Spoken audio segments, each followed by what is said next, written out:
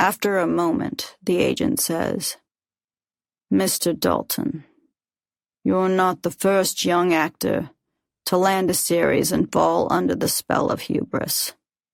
In fact, it's a common ailment out here.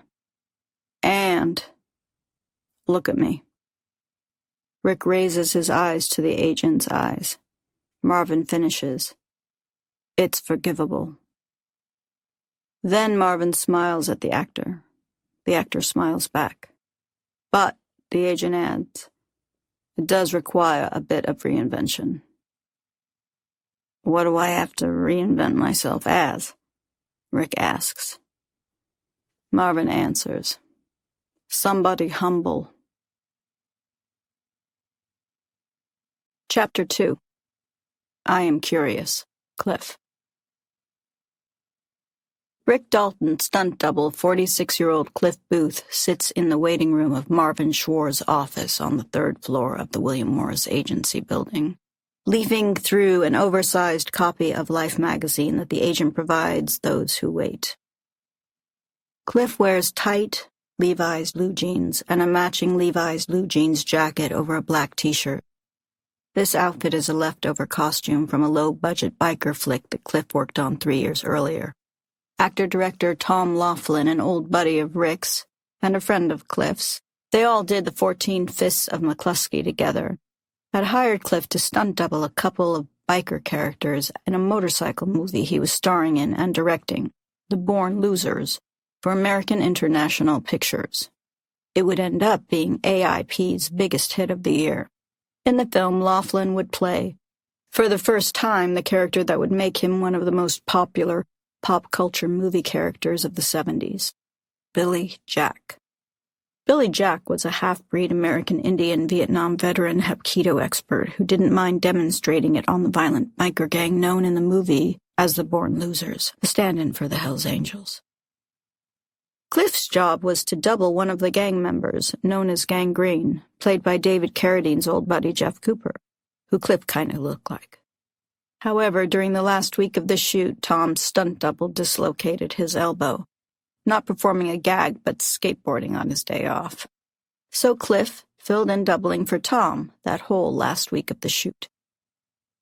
At the end of the shoestring production, when given a choice between $75 or keeping the Billy Jack wardrobe, leather boots included, Cliff opted for the outfit.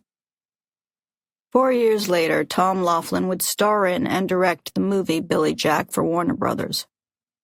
Laughlin would be disappointed by how the studio marketed the picture. He would buy back the rights himself, then sell it state by state, market by market, like an old, carny promoter.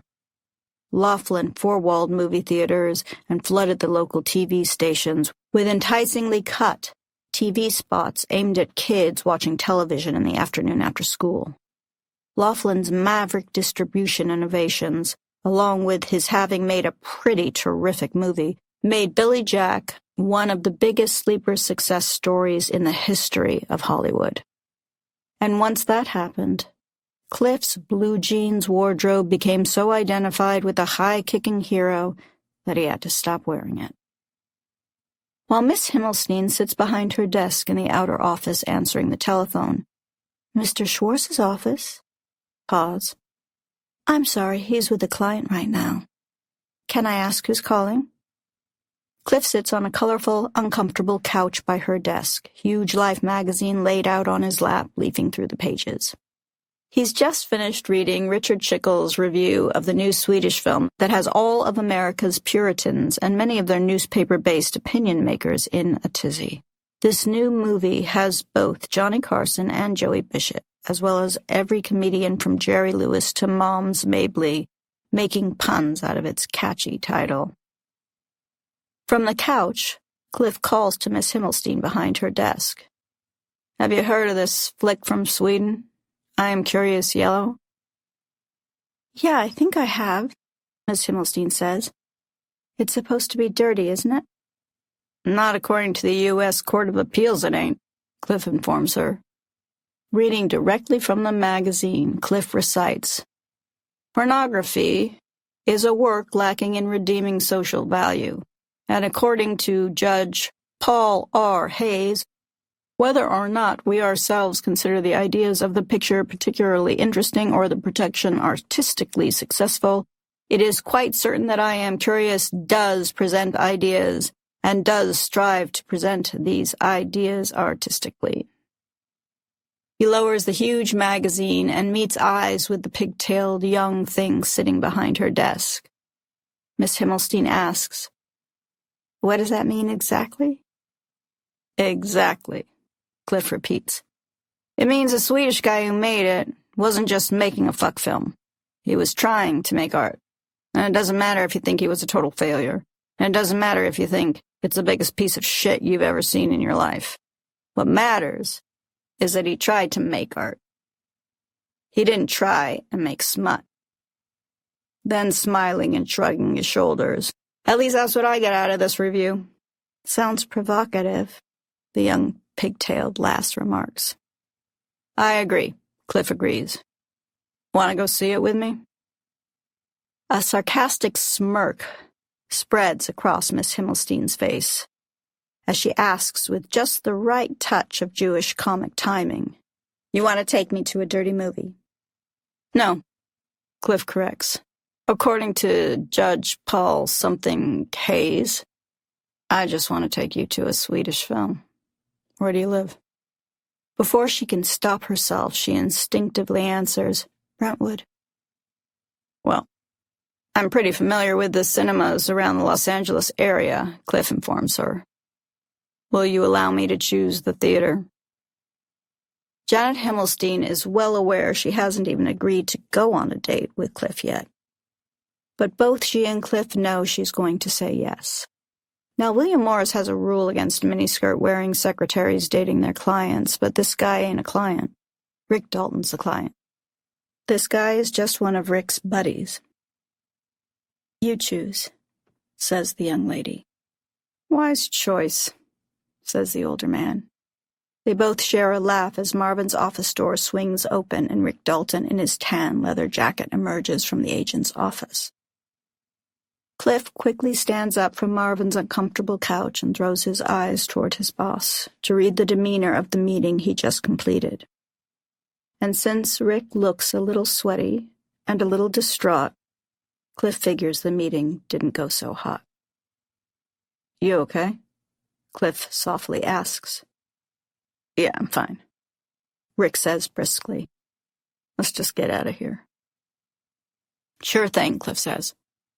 Then the stuntman Cliff spins on his back heel till he's facing Janet Himmelstein, his movement so quick it startles her. She doesn't make a noise, but she does instinctively flinch. Now that Cliff is standing directly in front of her, over her actually, smiling like a blonde Levi-clad Huck Finn, Miss Himmelstein sees how truly handsome this guy really is. "Opens this Wednesday," Cliff informs the young lady. "When do you want to go?" Now that he's fully engaging her, goose pimples break out all over the fatty part of her arms. Under the desk, her sandaled right foot rises off the ground and runs down the back of her bare left calf. "How about Saturday night?" she asks. "How about Sunday afternoon?" Cliff negotiates. "I'll take you to Baskin-Robbins afterward." That reaches beyond the Himmelstein giggle to her actual laugh. The woman has a lovely actual laugh. He tells her so, and discovers she has a lovely actual blush. He reaches down and plucks out one of her business cards sitting in what looks like a clear plastic bus stop for business cards, and brings it up to his eyes to read. "Janet Himmelstein," he reads out loud. "That's me," she giggles self-consciously. The stuntman removes his brown leather wallet from the back pocket of his blue jeans, opens it up, and makes a show of sliding the white William Morris business card inside. Then the blonde fellow starts walking down the hall backward to catch up with his boss. But he still continues his comedic patter with the young secretary. "Now remember, if your mother asks, I'm not taking you to see a dirty movie. I'm taking you to see a foreign film. With subtitles." He gives her a wave just before he disappears around the corner and says, "I'll call you next Friday." When Cliff and Miss Himmelstein saw I Am Curious Yellow at the Royal Cinema in West L.A. that Sunday afternoon, they both liked it. When it came to cinema, Cliff is far more adventurous than his boss. To Rick, movies are what Hollywood made. And with the exception of England, all other countries' film industries are simply the best they can do, since they're not Hollywood. But after all the blood and violence Cliff experienced during World War II, once Cliff returned home, he was surprised at how juvenile he found most Hollywood movies. There were some exceptions. The Oxbow Incident, Body and Soul, White Heat, The Third Man, The Brothers Rico, Riot in Cell Block 11, but they were irregularities in a fake normalcy. After the devastation that the countries of Europe and Asia experienced during the Second World War, once those countries slowly started making movies again, oftentimes surrounded by the bombed-out rubble remnants of the war, Rome, Open City, Big Deal on Madonna Street, they discovered they were making them for a far more adult audience. While in America, and when I say America, I mean Hollywood, a country where its home front civilians were shielded from the gruesome details of the conflict, their movies remained stubbornly immature and frustratingly committed to the concept of entertainment for the whole family. To Cliff, who had borne witness to the stark extremities of humanity, like the heads of his Filipino guerrilla brothers stuck on spikes by the occupying Japanese, even the most entertaining actors of his era, Brando, Paul Newman, Ralph Meeker, John Garfield, Robert Mitchum, George C. Scott, always sounded like actors, and reacted to events the way only characters in movies did. There was always a level of artifice to the character that stopped it from being convincing. After he got back to the States, Cliff's favorite Hollywood actor was Alan Ladd. He liked the way the diminutive lad would practically swim in the modern 40s and 50s fashions he wore. He didn't care for him in westerns or war films. He disappeared in cowboy attire and military uniforms. Ladd needed to be in a suit and tie and preferably a snap-brim fedora. Cliff liked his look. He was handsome without being movie star handsome. Since Cliff was so damn handsome, he appreciated other men who weren't, but didn't need to be. Alan Ladd looked like a few guys he served with. He also liked that Ladd looked like an American, but he loved the way the little guy fought fistfights in his movies. He loved how he socked the shit out of the character actors who specialized in playing gangsters. He loved that droopy lock of hair that hung in his face during the fight. And he loved how Ladd used to roll around on the floor with the heavies. But his absolute favorite thing about Ladd? His voice. He had a no-nonsense way of delivering his lines. When Ladd acted opposite William Bendix, Robert Preston, Brian Donlevy, or Ernest Borgnine, they all seemed like ham-bone actors when compared to him. When Ladd got mad in a movie, he didn't act mad. He just got sore, like a real fella. As far as Cliff was concerned, Alan Ladd was the only guy in movies who knew how to comb his hair, wear a hat, or smoke a cigarette. Okay, Mitchum knew how to smoke a cigarette, too. But that just goes to show how unrealistic Cliff found Hollywood films. When he saw Otto Preminger's Anatomy of a Murder, he laughed at what the newspapers referred to as the film's shockingly adult language. He joked with Rick, only in a Hollywood movie would spermicide be considered shockingly adult. However, when he saw foreign movies, the actors had a level of authenticity that just wasn't there in Hollywood movies. Hands down, no question about it, Cliff's favorite actor was Toshiro Mifune. He'd get so into watching Mifune's face he'd sometimes forget to read the subtitles. The other foreign actor Cliff dug was Jean-Paul Belmondo. When Cliff saw Belmondo in Breathless, he thought, that guy looks like a fucking monkey. But a monkey I like. Like Paul Newman, who Cliff liked, Belmondo had movie star charm. But when Paul Newman played a bastard, like in HUD, He was still an enjoyable bastard. But the guy in Breathless wasn't just a sexy stud prick. He was a little creep, petty thief piece of shit. And unlike in a Hollywood movie, they didn't sentimentalize him. They always sentimentalize these pieces of shit in Hollywood movies, and it was the phoniest thing Hollywood did. In the real world, these mercenary fuckfaces didn't have a sentimental bone in their body. That's why Cliff appreciated Belmondo not doing that with his little shitheel in Breathless. Foreign films, Cliff thought, were more like novels. They didn't care if you liked the lead characters or not. And Cliff found that intriguing. So, starting in the 50s, Cliff started driving to Beverly Hills and Santa Monica and West Los Angeles and Little Tokyo to see black and white foreign films with English subtitles. La Strada, Yojimbo, Ikiru, The Bridge, Rififi, Bicycle Thieves, Rocco and His Brothers, Open City, Seven Samurai, Ledulos, Bitter Rice, which Cliff thought was sexy as hell. I don't go to movies to read, Rick would tease Cliff about his cinephilia. Cliff would just smile at his boss's teasing, but he always felt proud of himself for reading subtitles. He felt smarter. He liked expanding his mind. He liked the task of grappling with difficult concepts that didn't present themselves at first. After the first 20 minutes, there was nothing more to learn about a new Rock Hudson or Kirk Douglas movie. But these foreign movies, sometimes you had to watch the whole movie just to know what it was you saw. But he wasn't buffaloed by them either. They still, one way or another, had to work as a movie. Or what was the point? Cliff didn't know enough to write critical pieces for films and review. But he knew enough to know Hiroshima Mon Amour was a piece of crap. He knew enough to know that Antonioni was a fraud. He also liked looking at events from different perspectives. Ballad of a Soldier gave him respect for his Soviet allies that he never had before. Canal taught him maybe his wartime experience, compared to some, wasn't so bad. Bernhard Vicky's The Bridge made him do something he thought was impossible, cry for Germans. He usually didn't share these Sunday afternoons with anybody. Sunday afternoon was his foreign film day.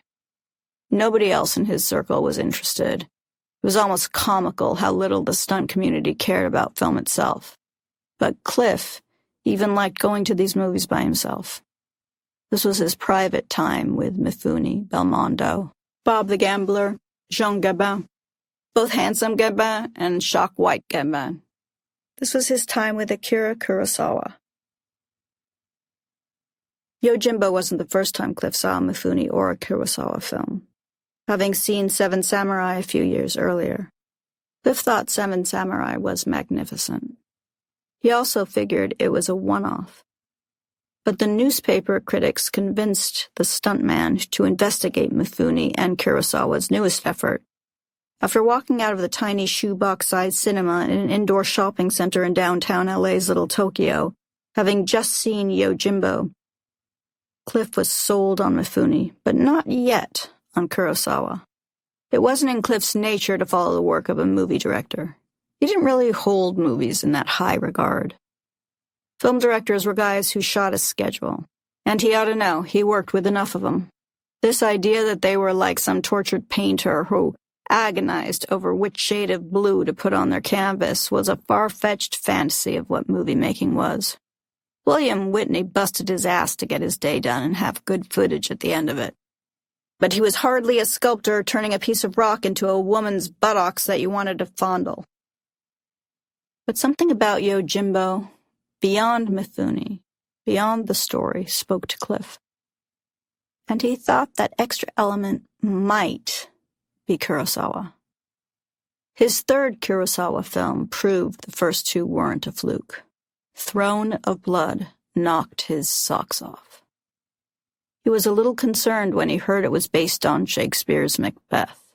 Cliff never responded to Shakespeare, though he wished he did. Now, Cliff was usually a little bored when he watched a movie. If he wanted excitement, he'd drive laps at a track, or he'd run a dirt bike through a motocross course. But with Throne of Blood, He was fully absorbed. Once he saw the image of Mifune filmed in charcoal black and white in full military armor, covered in 100 arrows, it was official.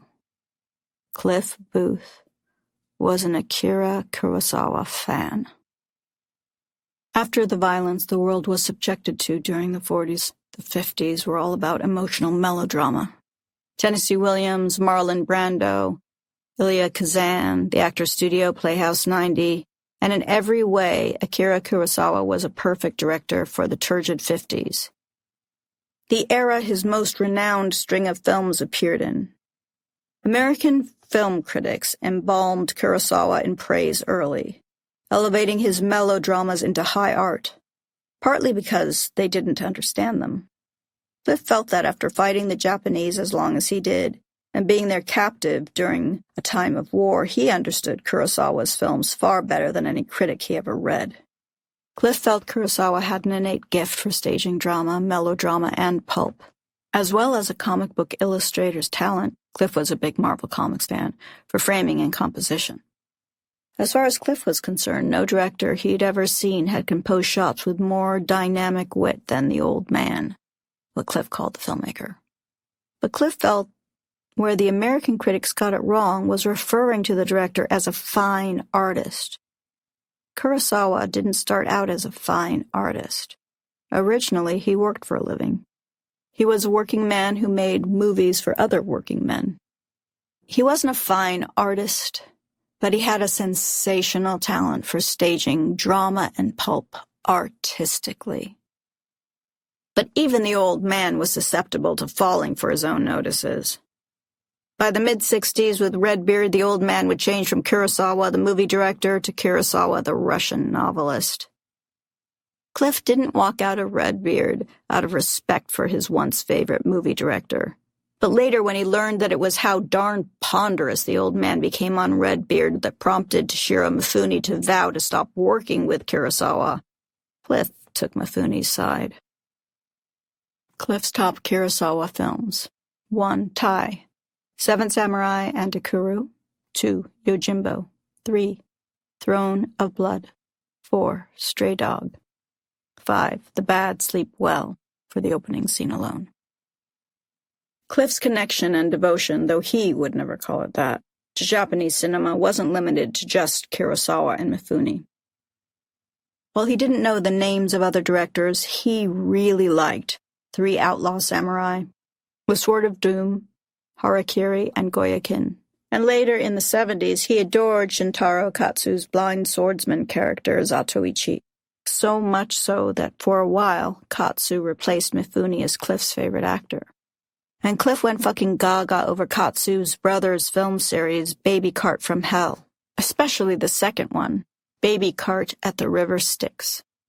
In the 70s, he also saw that wild, sexy Japanese movie where the chick cuts the guy's dick off in the realm of the senses. He took a couple of different dates to that movie. He also dug the first of Sonny Chiba's Street Fighter movies, the one where he rips the black guy's cock off.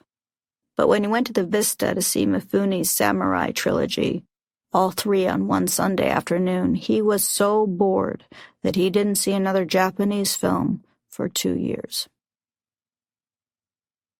But there were a lot of foreign filmmaking heavyweights of the 50s and 60s Cliff wasn't enamored with. He tried Bergman, but wasn't interested. Too boring. He tried Fellini, and really responded at first. He could have done without all his wife's Chaplin bullshit. In fact, he could have done without his wife altogether. But he liked the early black and white films a lot. But once Fellini decided life was a circus, Cliff said, "Arrivederci." He tried Truffaut twice, but he didn't respond to him. Not because the films were boring. They were. But that wasn't the only reason Cliff didn't respond. The 2 films he watched, in a Truffaut double feature, just didn't grab him. The first film, The 400 Blows, left him cold. He really didn't understand why that little boy did half the shit he did. Now, Cliff never spoke to anybody about it, but if he did, his first case in point would be when the kid prays to Balzac. Is that something French kids do? Is the point that that's normal, or is the point that he's a little weirdo? Yes, he knows it could be meant to be the same as an American kid putting a picture of Willie Mays on his wall, but he doesn't think it's supposed to be that simple. Also, it seems absurd. A 10-year-old little boy loves Balzac that much? No, he doesn't. Since the little boy is supposed to be Truffaut, it's Truffaut telling us how impressive he is. And frankly, the kid on screen wasn't impressive in the slightest. And he definitely didn't deserve a movie made about him. And he thought the mopey dopes in Jules and Jim were a fucking drag. Cliff didn't dig Jules and Jim because he didn't dig the chick. And it's the kind of movie, if you don't dig the chick, you ain't gonna dig the flick. Cliff thought the movie would have been better all the way around if they had just let that bitch drown. Since Cliff was a big fan of provocation, he dug I Am Curious Yellow. And not just the sex shit. Once he got used to it, he liked the political discourse as well. He loved the film's black and white photography. Breathless looked as artful as combat footage. But this was so monochromatic and luminous that Cliff wanted to lick the screen, especially whenever that girl Lena was on it. The sort of story of I Am Curious Yellow is about a 22-year-old college student named Lena, played by 22-year-old actress Lena Nyman, who is dating a 44-year-old filmmaker named Vilgot, played by the film's 44-year-old director, Vilgot Sherman. Both Lenas, the real Lena and the screen Lena, are starring in Vilgot's new movie. At first, the movie goes back and forth between Lena and Vilgot, and footage of the pseudo-political provocation documentary that they're making together. Miss Himmelstein was a little confused by that at first, and so was Cliff. But pretty soon he got the hang of it, and Cliff found it challenging in a way that made him feel clever for getting on the film's wavelength. Cliff assumed the filmmaker was using his randy college student girlfriend as his on-screen pretty face and puppet. Yet right off the bat, Vilgot tosses her into the middle of some very stimulating political discussions and debates. Early footage of Vilgot's movie consists of Lena, armed with a microphone and a handheld camera, practically assaulting Swedish bourgeois citizens on the street with her accusatory questions. What are you personally doing to end the class system in Sweden? Cliff thought some of it was monotonous and some of it went over his head, but overall, he found the film engaging. He especially got involved with the discussion about the role and the necessity of the Swedish military in today's society. The debate is conducted on the street with a group of young Swedish military cadets and a group of other young Swedish people who feel all Swedish citizens should refuse military service and work a mandatory 4-year service for peace. Cliff thought both sides made good points and was glad to see neither side get mad at the other.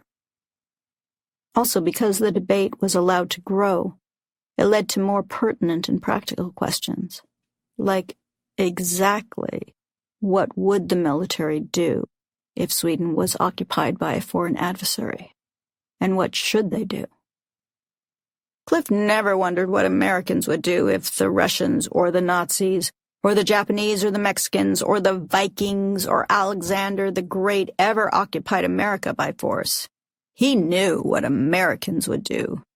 They'd shit their pants and call the fucking cops. And when they realized the police not only couldn't help them, but were working on behalf of the occupation, after a brief period of despair, they'd fall in line. But the more the film unspooled, the more confusing it became. Cliff could see a lot of that was on purpose, and some of it was just that it's a weird movie. But the more he watched it, the more intrigued he was by the film's gamesmanship. What is the real Lena story? And what is Vilgot's film? At one point, he wondered why the movie is getting so damn melodramatic. Then he realized it's Vilgot's movie that's getting melodramatic, The movie Vilgot isn't as good a filmmaker as the real Vilgot. The implications of what's real and what's a movie interested Cliff, especially when Cliff thought about it later and realized the implications of Lena's father's involvement in the movie. Wait a minute, so the whole story of Lena's father isn't real? Is he her father, or is he just an actor playing the role of her father? And that's acknowledging that in real life, he is an actor playing her father. But is he the movie Lena's father, or is he an actor playing her father in Vilgot's movie? All these cinematic questions intrigued Cliff far more than they did Miss Himmelstein. He felt her leaning back from the screen, while she felt him lean forward. At some point he heard her say under her breath, "I am bored yellow." That's cool, he thought. It's a weird movie. Okay, all the cinema verite stuff is all well and good. But what about the movie's claim to fame, the fucking? That's why Cliff came to see the movie, not entirely, but he was curious. And it's most definitely the reason he took Miss Himmelstein. The man who engages Lena in the sex scenes that originally got the film seized by customs when it was first sent over from Stockholm is not Vilgot. Cliff was glad he didn't have to see that tub of shit fuck. It's a shady married guy played by Boye Alstedt, who Lena meets through her father. While watching the first real sex scene ever projected in American cinemas between Lena and Boye in the young woman's apartment, Cliff had the sensation he was watching something new. Recently, other mainstream films had played patty cake with these types of scenes. The nipple-suckle lesbian seduction between Susanna York and Coral Brown in The Killing of Sister George, Anne Haywood's masturbation scene in The Fox, Oliver Reed and Alan Bates' nude wrestling match by the fireplace in Women in Love. Cliff never saw that flick, but the trailer for it made his jaw drop. But Sherman's nude sex scene broke new ground for mainstream theatrical distribution. The film was originally seized by U.S. Customs on the grounds of obscenity. The movie's American distributor, Grove Press, went to court to fight for it, lost the first battle when a federal district court upheld the customs ban. But that was Grove Press's strategy. They wanted to appeal and have the judgment overturned. That way a judgment would be passed down that didn't just apply to this film, but to all films with this type of provocative sexual material. And that's exactly what happened when the U.S. Court of Appeals reversed the findings of the federal court, turning Vilgot Sherman's film I Am Curious Yellow into the cause célèbre film of the moment, and ushered in a new wave of sexuality into modern mainstream cinema.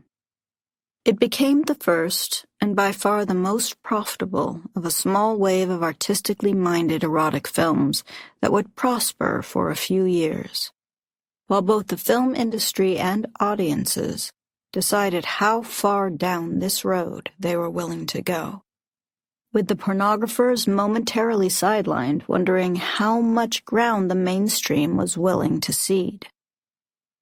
As Cliff and Miss Himmelstein watched the sex scene in Lena's apartment, they were both gripped by the exciting sensation of seeing something new for the first time, and they intertwined fingers once the scene got going. Cliff thought back to what Richard Schickel wrote in that Life magazine in Marvin Schwartz's outer office. 10, even 5 years ago, this would have been dreadfully shocking aesthetically and culturally, not to mention morally. But we have, in every area of thought and art, been brought so teasingly close to this level of explicitness that it's a relief to arrive there and finally be done with it. The first sex scene in I Am Curious Yellow, and for all intents and purposes modern cinema, wasn't exactly erotic. Cliff didn't get an erection. But the first flash of explicit nudity was for sure titillating. But what really made it memorable was how witty it was. Director Vilgot Sherman filmed the first sex scene to hit these shores like the comedy of errors most quickie trysts turn out to be. Sherman strives to stress the realistic awkwardness involved in coupling. The couple wants to get it on. We, the audience, who have been waiting for this the whole movie, want them to get it on. But the director throws one realistic obstacle after another in the way of their midday quickie. After many attempts, Boya can't get Lena's pants unbuttoned, and she slightly bitches him out for his fumbling. "Can't you do it?" Till she's forced to stop kissing and take matters into her own hands, removing her pants herself. He tries to fuck her standing up. She stops him. "I can't do that." A statement obviously based on past experience. When they have to go to another room to retrieve a mattress, they shuffle like little toy soldiers with their pants binding their ankles together. They practically destroy a room retrieving the mattress, yank it into the living room, then realize Lena's recording equipment is stacked all over everything. Reel-to-reel tape recorders, loose tapes, microphones. So they need to pile all that shit up if they want to lay the mattress on the floor and fuck. Cliff thought it was one of the best scenes in a movie he'd ever seen. It's definitely the most realistic. He'd been in apartments like that. Fucked a girl like that on a mattress like that on a floor like that. Cliff has quickly stacked up magazines, comic books, paperbacks, and record albums to fuck girls on floors, couches, beds, and the back seats of cars. Cliff has also been known to travel great distances with his pants tight around his ankles with only his fully erect penis to guide the way. And Cliff thought the fucking on the bridge scene was even sexier. Cliff loves fucking in public. He loves making out in public, getting his cock sucked in public, and being jerked off in public. After those two scenes, Cliff thinks he's seen the film's two big moments, but neither he nor Miss Himmelstein were prepared for the pubic hair scene. It's a scene where Lena and Boya lie naked together and talk as they fondle each other, her face right next to his flaccid penis, her fingers moving in and out of his generous bush of pubic hair, planting light kisses on his cock. Sitting in the cinema in Westwood, holding hands with Miss Himmelstein, watching a scene like that in a real movie, starring a real actress, Cliff felt that he was watching the dawn of a new day in cinema. Later, Rick asked Cliff, did he fuck Miss Himmelstein? "Nah," was Cliff's reply. But he did tell Rick she sucked his cock in his Carmen Ghia on the drive back to her home in Brentwood. But that was their only date. In 1972, Janet Himmelstein would become a full-fledged agent at the William Morris Agency. And by 1975, she would become one of their top talent agents. From that point on, she kept her blowjobs above the line. Chapter 3. Cielo Drive. Rick Dalton's 1964 Cadillac Coupe de Ville, with his driver Cliff Booth behind the wheel, pulls out of the underground parking lot of the William Morris building onto Charlottesville, then turns one block down onto Wilshire Boulevard. As the vintage Cadillac and the two vintage guys drive down the busy street, the hippie subculture that has invaded the town in locust-like swarm proceeds to parade down the sidewalk in their blankets and frocks and dirty bare feet. Troubled, Rick Dalton, who still hasn't shared the reason for his anxiety with his buddy Cliff, glances out the car door window and comments on the hippie passers-by with disgust. "Just look at all these fucking weirdos. You know, this town used to be a nice fucking place to live in. Now look at it." Then he remarks with fascistic disdain, "I swear they ought to line 'em up against a wall and shoot 'em all." They turn off busy Wilshire and make their way back to Rick's home on Cielo Drive, taking calmer residential streets. Rick rips a cigarette out of the pack of capital W's, tosses it in his mouth and lights it up with his Zippo, then snaps the silver lid closed in his tough guy way. As he sucks the smoke a quarter down, he says to his driver, "Well, it's official, old buddy." His nose does a loud snot sniffle. "I'm a has-been." Cliff tries to console his boss. "Come on, partner, what are you talking about?" "What'd that guy tell you?" Rick spits out, "Told me the goddamn truth, that's what he told me." Cliff asks, "What's got you so upset?" Rick spins his head in his buddy's direction. Coming face to face with how I threw my whole goddamn career in the toilet? That's what's got me so fucking upset. So what happened? Cliff asks. That guy in there turn you down? Rick takes another deep drag off his cigarette. No. He wants to help me get into Italian movies. Quick comeback from Cliff. Then what's the problem? Rick screams. I gotta do fucking Italian movies. That's a goddamn fucking problem. Cliff decides to keep driving and let Rick blow off steam. The actor sucks down another lungful of smoke while simultaneously feeling sorry for himself. As he exhales, he chronicles 5 years of ascent, 10 years of treading water, and now a race to the bottom. While negotiating Los Angeles traffic, Cliff offers up some perspective. Look, I ain't never had much of a career to speak of, so I can't rightly say I know how you feel. Rick interrupts. What do you mean? You're my stunt double. Cliff tells it like it is. Rick, I'm your driver. Since Green Hornet, and since your driver's license got taken away, that's what I am. I'm your gopher. I'm not complaining. I like driving you around. To the set, back, to auditions, to meetings and shit. I like house-sitting in the Hollywood Hills when you're gone. But I ain't been a full-time stuntman for a while now. So from where I'm standing, going to Rome to star in movies doesn't sound like the fate worse than death that you seem to think it is. Rick counters quickly. Have you ever seen an Italian Western? Then answering his own question. They're awful. It's a fucking farce. Oh, yeah? Cliff counters back. How many you seen? 1? 2? Rick says with authority. I've seen enough. Nobody likes spaghetti westerns. Under his breath, Cliff says. I bet some Italians kind of like 'em.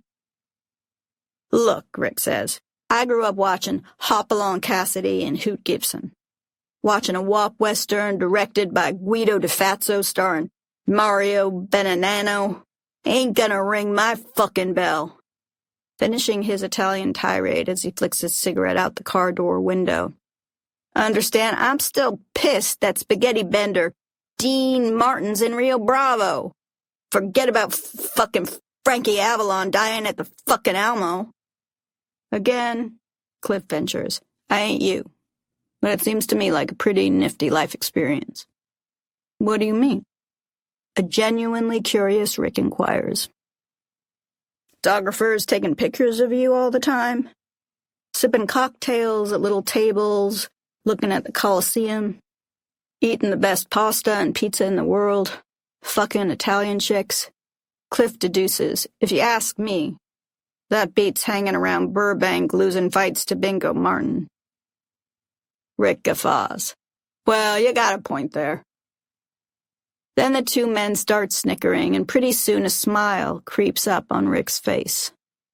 Cliff putting out fires for Rick has been an essential part of their dynamic since the two became a team.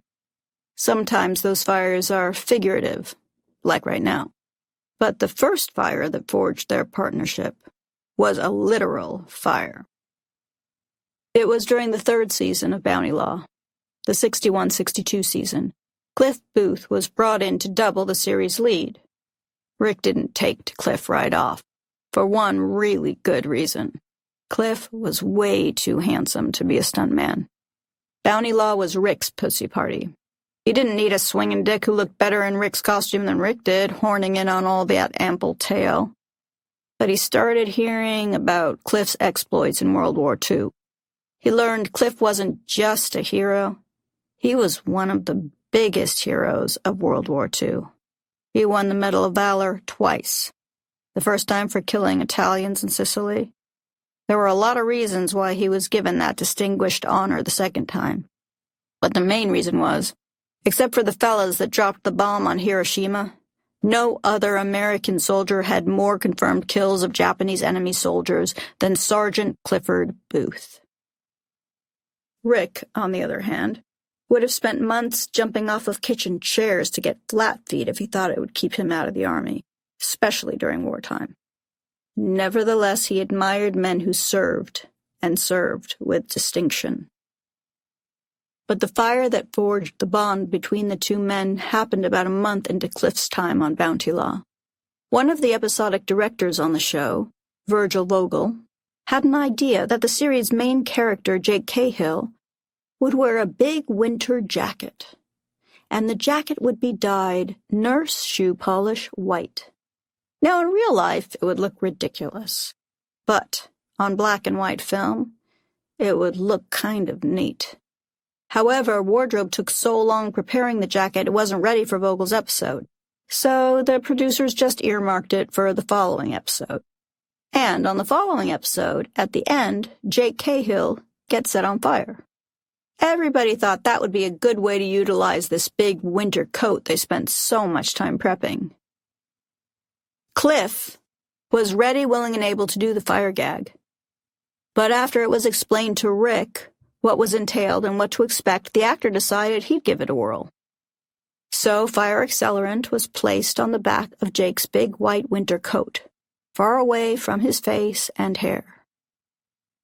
However, what nobody on the crew knew, not even the wardrobe department, because they had sent the jacket out to get dyed, was the white dye they